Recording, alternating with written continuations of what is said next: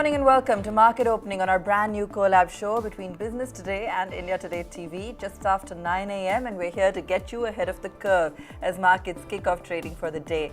Let's start with what's making news this morning. Top leaders of the Tata Group, including Tata Trust Chairman Noel Tata and Tata Sons Chairman N. Chandrasekaran, have reportedly met Home Minister Amit Shah and Finance Minister Nirmala Sitharaman last evening. This meeting comes amid infighting among trustees over board appointments and governance issues.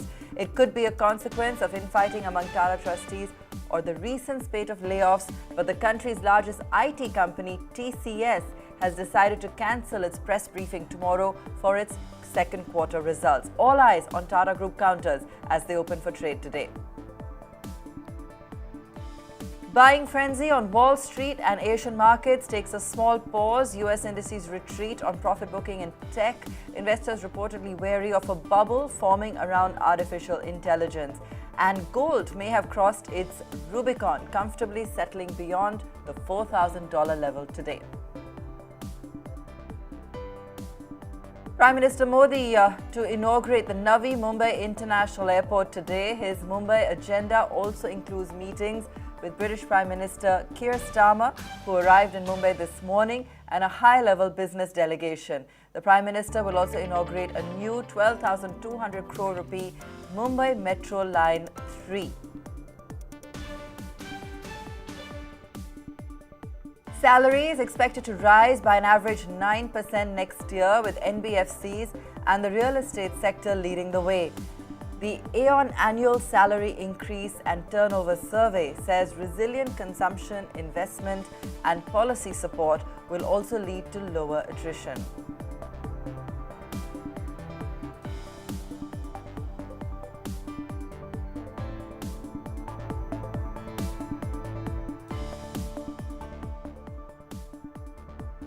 Our top story, there are reports coming in of unrest in the Tata empire. Top leaders of the Tata Group, including Tata Trust Chairman Noel Tata and Tata Sons Chairman N. Chandrasekaran, reportedly met Home Minister Amit Shah and Finance Minister Nirmala Sitharaman last night.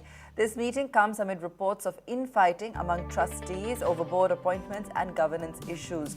Others who are said to have joined the meeting in Delhi include Tata Trust Vice Chairman Denu Srinivasan and Trustee Darius Khambata.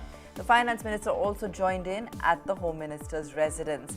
For more on this, we're joined by Business Today's Krishna Gopal. And Krishna, this is a lot of back and forth with regards to those board appointments and critical really when it comes to the stability of the Tata Group. Talk us through all of the key developments.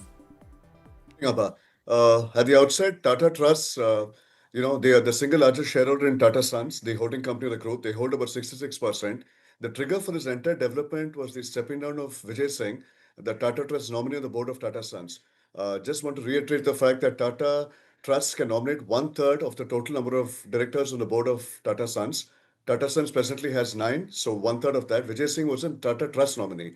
The background to this really started off with his resignation and some level of discomfort as far as boardroom discussions were concerned. It now transpires that the Vijay Singh's position needs to be filled. And most importantly, one has to ensure that business is not affected because Tata Sons, being the holding company, decides a capital allocation strategy for the group. It is a peculiar company in terms of it has absolutely no borrowings. All the money comes in largely from dividends of listed Tata companies. So any kind of upheaval within Tata Sons as a consequence of what's happening at Tata Trust can lead to pretty uncomfortable situation. So that's broadly what it is. But the way it's looking, I think this is going to play out for a while because there appears to be serious disagreements between the folks at Tata Trust. So I think there's more waiting to play out on this, Abha. Right. Krishna, we've heard, of course, that TCS has, postponed its quarterly results press conference. Do you think there is a link here with the ongoing agenda at the moment with regards to really figuring out some of these key developments and high-level meetings? I think so too. Also, the fact is the IT industry itself has been going through a bit of a crisis with the H-1B announcement by President Trump, notwithstanding the impact of AI, and the fact that TCS also had to let go of 12,000 people. Media reports have suggested that number could be a lot more simply because contracts that are supposed to come up for renewal also haven't been done so. So I think the development within trust is one part of it, but given the pressure on margins in the IT sector and TCS known to be the bellwether of the sector, could be another contributing factor to my own mind. All right, Krishna, thanks for joining us this morning. That's the big story we're tracking for you when it comes to India Inc., and we'll stay on top of that. We're also now joined by my colleague Shailendra Patnagar, Chief Analyst and Editor Markets, as well as Gaurang Shah, who will be joining us shortly from Geojit Investments. Shail, as we count down to opening bell, taking a look at the Nifty right now, just a marginal downtick. If we take a look at the global setup as well, overnight, we did see that little bit of profit booking coming in across those tech names, and that profit booking sentiment really continuing into Asia this morning as well. What's the setup looking like, Shail, for us today? Well, good morning, Abha, and a very warm welcome to all our viewers. For the last 4 days, we've added somewhere like 630 points on the Nifty, and yesterday's weekly expiry saw a mild profit booking kicking in from 25,200 levels. So today, you will see some sort of test of 25,000, but given the strong put writing at that level, I don't expect 25,000 to be broken. What's really interesting is that the market is showing strength, and that strength should run up till Diwali. FIIs, Abha, have turned net buyers, 1440 crores as of yesterday on the net level. This is after 10 consecutive days of sales in which they sold out about 27,800 crores. That's a very big positive. And of course, sectoral rotation, banks, financial services, energy and auto are overbought. You should see money moving towards railway stocks, towards IT stocks, towards housing stocks. This is the broad theme for the market today, Abha. All right. Let me welcome in Gaurang as well. Gaurang, good morning. While we're tracking all kinds of news, of course, on the corporate front, when it comes to the markets and the index, what are you watching out for? How likely are we to be testing the 25,000 mark today? Thank you so much, Abha, for having me on this show. A small disclosure. All recommendations that I'll be sharing this morning with you on your show, Abha, these are recommendations from our research team. Our company, Geojit or I, we do not have any personal investments, no conflict of interest, and no financial interest either, but we give recommendations to our clients on similar lines. They might have their investment interest. So speaking about sectorial, well, I think auto, cement, defense, cap goods engineering, to a certain extent, the entire BFSI segment, Abba, that has been buzzing, especially the PSU Bank, along with some strong NBFC names, purely because of the business updates that been given out by some of the banking stroke NBFC companies. I think this should be in the spotlight, and I think one particular sectorial index that you need to keep your eyes on is Bank Nifty. If there is a little bit of positivity in the numbers for the second quarter, Abba, I think the banking sector and Bank Nifty could pull us out of this resistance zone of 25,000, 25,150, and possibly we might be heading towards 25,500. All right. Let me just take a look at some of the stocks and news as well. Keep an eye on all those Tata Group counters. There you have it. Given the news flow currently, and until, of course, we get further clarity on that front, TCS just about flat on last close, of course, but Titan also in the news for some other reasons. Sales are up 20%, jewelry sales up 19%. International business has actually surged. So lots of various news flow when it comes to some of these Tata Group counters. Tata Motors, meanwhile, retail sales approximately 17%, and wholesale sales at JLR in Q2 are also 24% higher. Other stocks and news this morning, Reliance Industries, Anthropic to set up an India office, exploring a partnership with RIL. That's Reliance in the news for you. Kolte Patil, NCLT has cleared a merger with Kolte Patil Integrated Township. So that's the real estate counter that's going to be in the news this morning. We got Unsal Properties also approving, NCLT again approving a resolution plan there for a Greater Noida project. So a couple of these names that are in focus. Also, CAMS, IRFC, Sona BLW, all will be announcing results. That's coming in on October 28th, 15th and 27th respectively. So the results calendar starting to fill up. Meanwhile, on Prestige Estates, CRISIL has upgraded their ESG score to 54 from 51. And Concor has partnered with Ultratech to revolutionize bulk cement transport. So a whole host of stocks in news. Lodha developers also Q2 pre-sales are up about 7%. I want to talk about some of these real estate counters, Gaurang, whether it's Prestige, whether it's Lodha. We saw phenomenal numbers coming in from Shobha just the other day. What's your view when it comes to some of these real estate counters? So, Abha, we remain positive as a sectorial theme. We have about 4 or 5 odd names in the real estate sector that we are positive on. But just a small word of caution to the viewers of India today that despite of the major changes in terms of policy and discipline coming into the real estate sector, Abha, it still remains a bad boy of the market. It is still a high beta sector.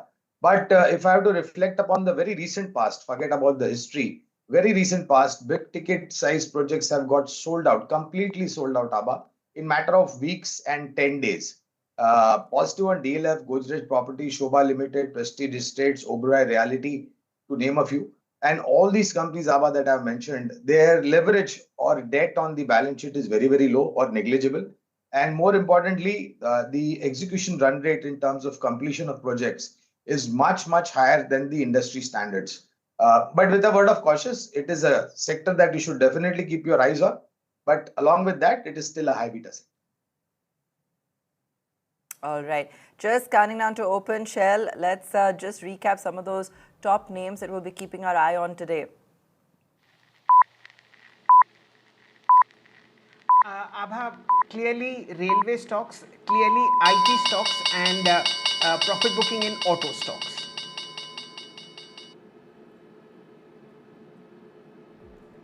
Okay, that's the open for you. Let's take a look at the index. Opening just flat as anticipated. 25,000 though, 25,105. We were looking at that level and watching to see how we fare during the session. Nifty Bank looking a little weak this morning as well. Let's pull up some of the other indices and top gainers and losers for you. You got IT just down marginally. That means you got not too much of a reaction on TCS, but we'll take a closer look. We've got the auto index also flat with a negative bias. Negative bias across, it seems like. On the gainer side, Titan firing away. That is on the back of some phenomenal sales numbers coming in for Titan, 3% higher there.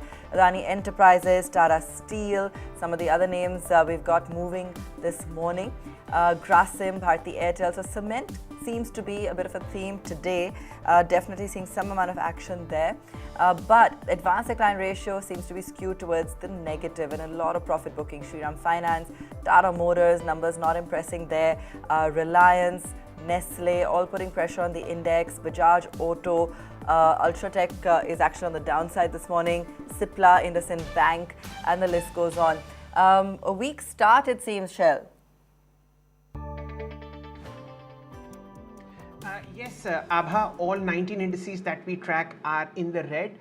This is okay. This is the first day of the weekly expiry on the Nifty.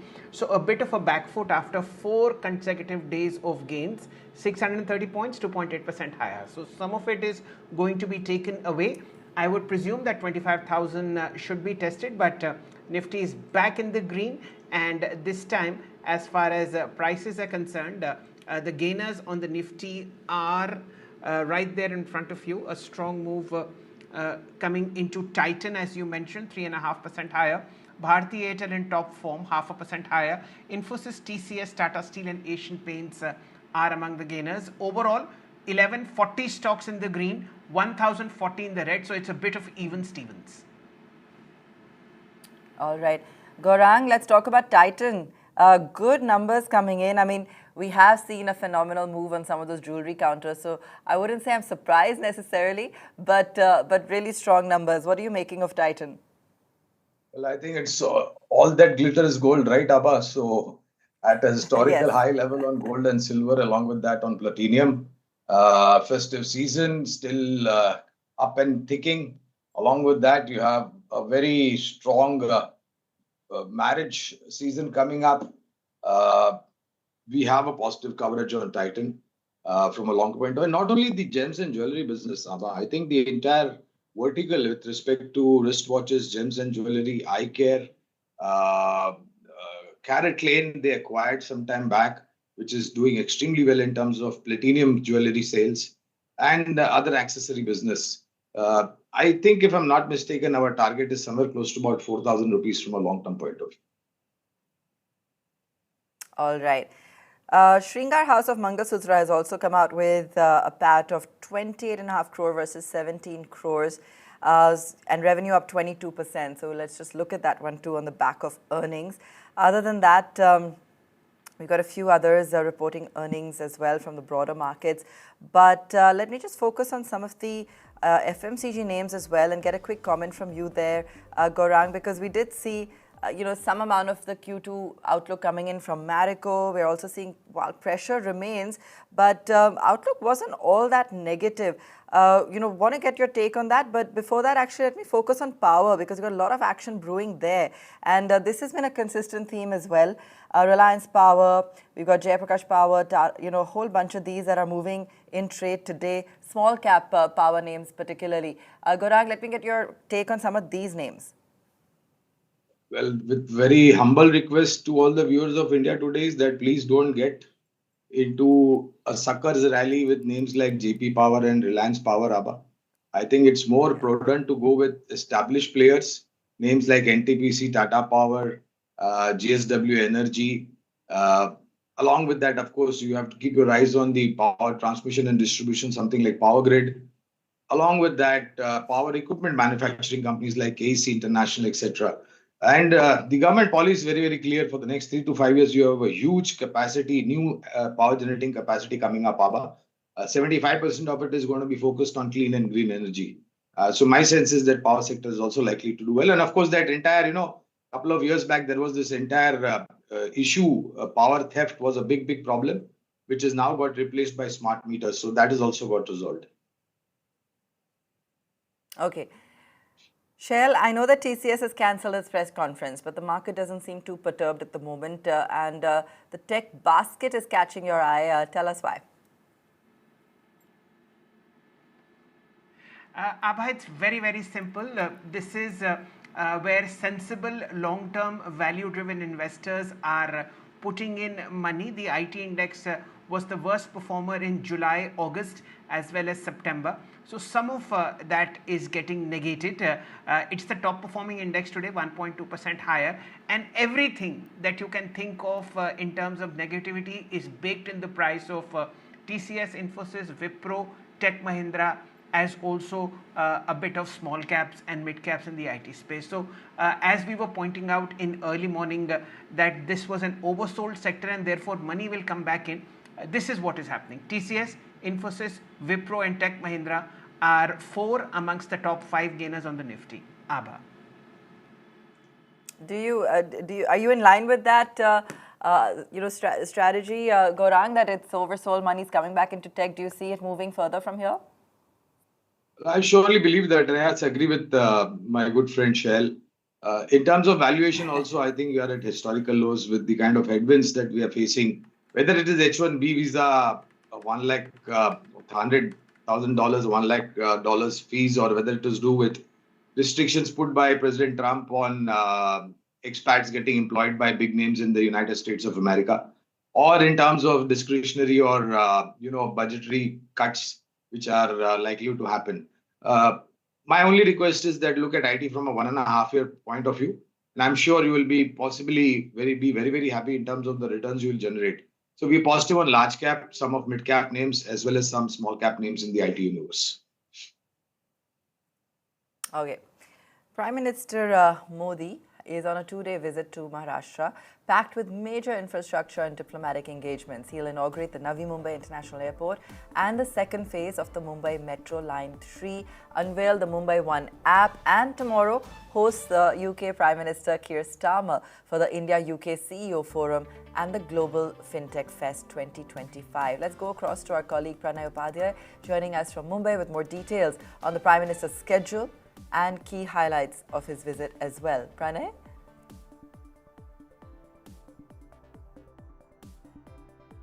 Across to Pranay in just a moment, but quite a hectic agenda that we have brewing there for the Prime Minister, and we'll try and get Pranay joining us in a minute to talk us through that in a bit more detail. Gaurang, are you going to be checking out the new airport? Well, as soon as they have the commercial operation starting, I'm sure, because as we all know, Abba, the T1 terminal, which is earlier known as Santa Cruz Airport, is going to get demolished once the Navi Mumbai airport starts operation.